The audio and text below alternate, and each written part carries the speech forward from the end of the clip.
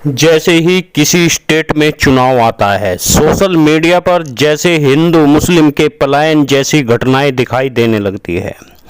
आखिर एक बार फिर राजनीति में नजर आने लगती है जो नीति अंग्रेजों की थी, फूट डालो राज करो। उसी नीति पर आज हमारे देश की विभिन्न पार्टियां चल रही है।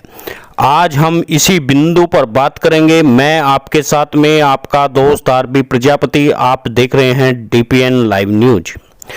पहले मैं आपको अवगत कराना चाहता हूं, ये पोस्ट बनाता कौन है और भेजता कौन है। ये पोस्ट राजनीतिक पार्टियों के आईटी सेल बनाते हैं, जो अपने कार्यकर्ताओं के द्वारा शेयर करते हैं। जब सत्ता पर आसीन ये पार्टी एक बार फिर उन्हीं मुद्दों को उठा रही होती है जिन मुद्दों को उठाकर सत्ता में आई थी। इसका मतलब यह है कि वह सरकार असफल है। आपने देखा होगा कैराना का पलायन का मुद्दा एक बार फिर सोशल मीडिया पर दिखाई देने लगा है। एक बार फिर हिंदुओं को मुस्लिम से डराया जाने लगा है। उस वर्ग को मूर्ख बनाया जा रहा है जो मध्यम वर्ग है, जो ओबीसी वर्ग है, जो अति पिछड़ा वर्ग है। वह वर्ग जागरूक न हो जाए, उसे धर्म व अंधविश्वास की पट्टी उसकी आंखों पर बांध दी जाती है। मगर ओबीसी वर्ग का युवा समझने को तैयार नहीं है।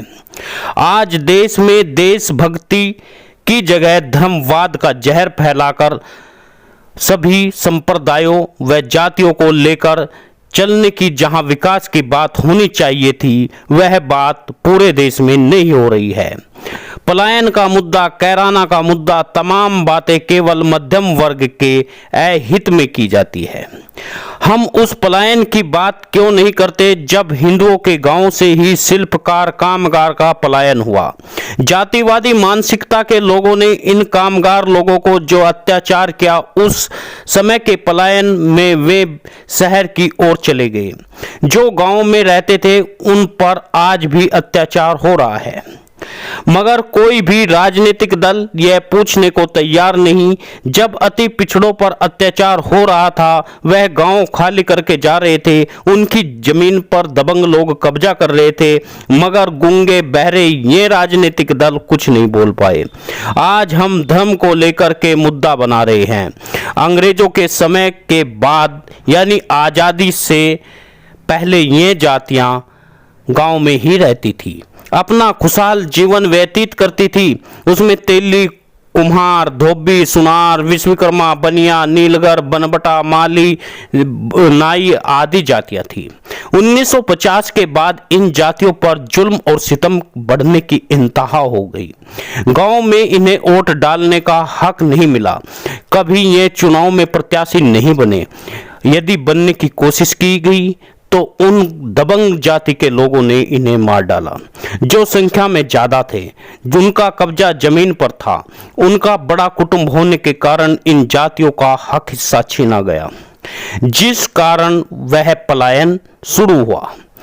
आज ये शिल्पकार 90% पलायन कर चुके हैं। इनकी आवाज उठाएगा कौन? शायद कोई नहीं। आज गांव में बनिया, तेली, बनबटा, छिंपी, नीलगर, धोबी, कुम्हार 99% पलायन कर चुका है।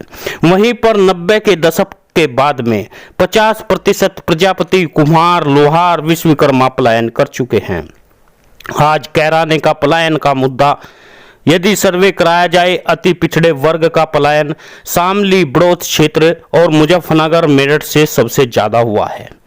मगर यदि आपको मुद्दा हिंदू मुस्लिम का बनाना है तो वह बात अलग है, वरना पलायन का बड़ा मुद्दा तो यह भी है, आज जिस गांव में दबंग जाति के लोग रह रहे हैं, उसका कोई भी मजहब हो, वह अति पिछड़े वर्ग के लोगों का हक हिस्सा छीन लेना चाहते हैं। वे उनको दूर रखना चाहते हैं सत्ता से। आज षड्यंत्र के तहत ओबीसी वर्ग के साथ में अन्याय किया जा रहा है। कोरोना काल में अति पिछड़े वर्ग के लोग शहरों में पलायन कर गए थे। जब वे शहरों से कोरोना काल में आ रहे थे, उनमें गर्भवती महिलाएं जो 500 से 1000 किलोमीटर पैदल चली, मगर सोशल मीडिया वालों का दिल नहीं पसीजा। अपनी पार्टियों को बचाने के चक्कर में मानवता को शर्मसार कर रहे थे। हमें 5 किलो अनाज, 2 किलो गेहूं नहीं चाहिए। हमें रोजगार के चाहिए।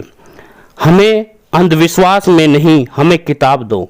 हमें चाहिए शिवालय नहीं, विद्यालय चाहिए, जहां गरीब और अमीर को समान शिक्षा मिलती हो, जहां धर्म की नहीं मानवता की शिक्षा दी जाती हो, जहां जातीय भेद नहीं उसकी कार्यशैली देखी जाए। मगर माफ करना दोस्तों, मुझे इन राजनीतिक दलों से कुछ लेना देना नहीं है, मगर जिसे हम अति पिछड़ा वर्ग कहते हैं उसकी गुलामी की बेड़ियां कैसे कटेगी, यह बात आज भी जानने की है। आज पूरे भारत में इन अति पिछड़े लोगों का एक भी सांसद नहीं है, मगर सरकारों को कोई फर्क नहीं पड़ता है।